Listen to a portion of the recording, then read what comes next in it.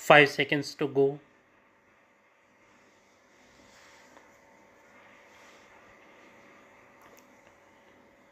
Start. I am glad that I have been asked to lead our discussions on energy issues. As a developing country, it is a question of vital concern to us in India, both for our rural population and our industries. Each country has its own energy perspective and must develop those sources of energy where it can derive the best results, not just in terms of immediate profit but in the long term interests of its people. Conditions of every country, availability of basic sources of energy, and capability will determine its choice of the technology of energy. When coal and oil begin to be used as motive power for industry and transport, there was a great transformation which brought forth both prosperity and poverty on a scale hitherto unknown to man. Coal and later oil fueled the age of machine. Oil began to replace coal because of its cheapness and superior utility, its cheap price and assured supply lulled the industrial world into a sense of complacency, with the result that despite the known limited period of exhaustion, no efforts were made to study alternatives. The world suddenly awakened with a shock to find that these treasures are finite and that they could be very expensive. In fact, it is quite safe to presume that even the current prices would hold good for more than a short period. Consequently, we have all to become conservatives or conservationists, if you like, and the wasting spree has to come to an end.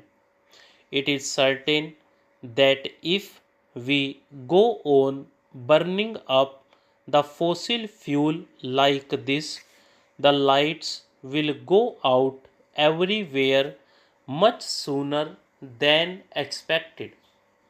Is it for such a fate of chilly darkness that human intelligence has striven all these centuries progressively to a happier state of living? What avails it if man, in an attempt to exploit nature, should be vanquished by his own folly of extravagance?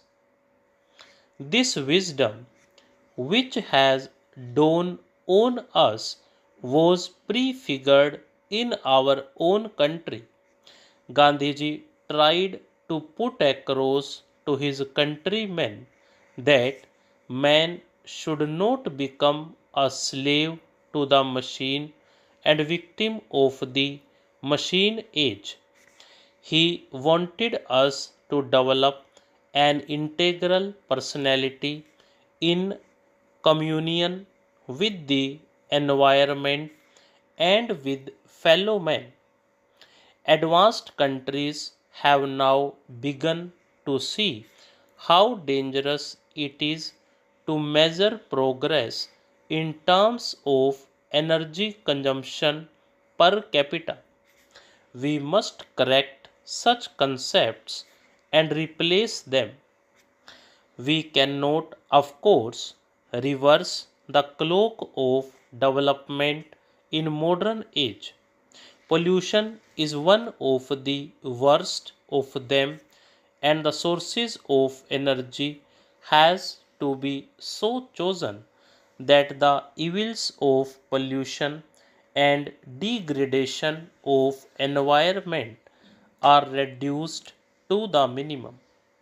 We have a fairly abundant reserve of coal, but coal is also exhaustible and has to be exploited in an efficient way, including lower grades of coal and lignite.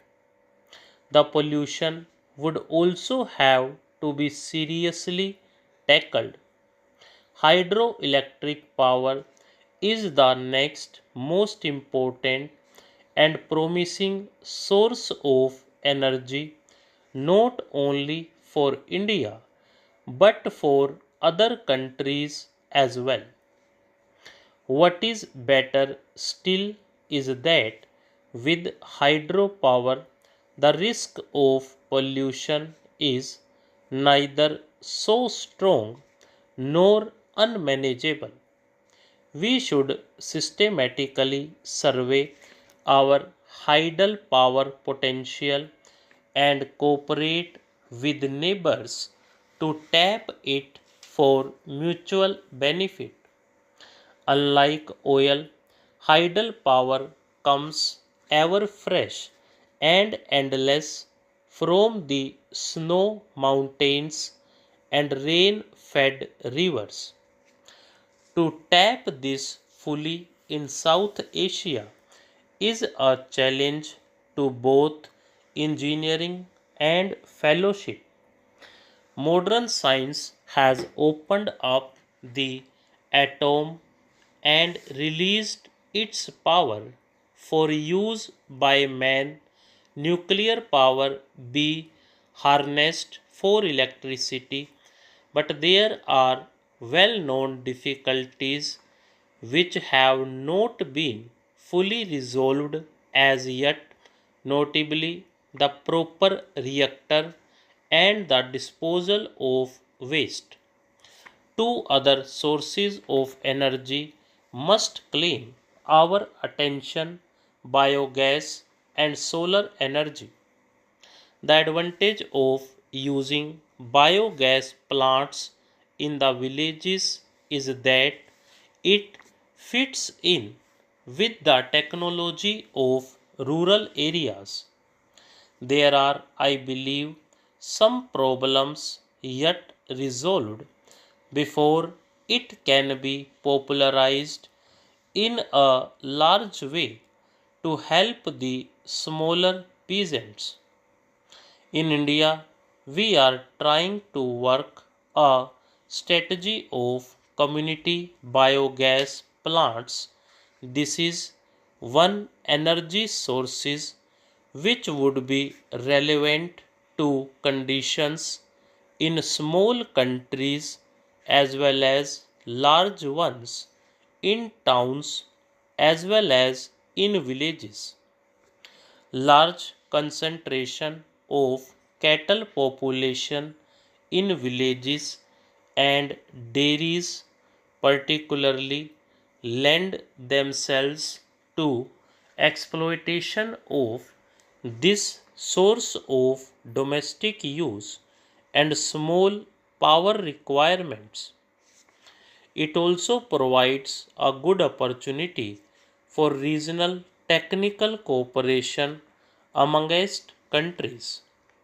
Solar energy is already beginning to be applied to a number of purposes, such as improved drying of agricultural produce, pumping water, desalination, heating, and air conditioning. Many countries are carrying on research into the application of solar energy. All our countries are blessed with abundant sunlight, and we should therefore have a primary interest in speeding up the commercial development of practical appliances using solar energy. India recently hosted a conference on solar energy, and we were gratified by the interest it generated. Here also, immediate prospects are good. Stop.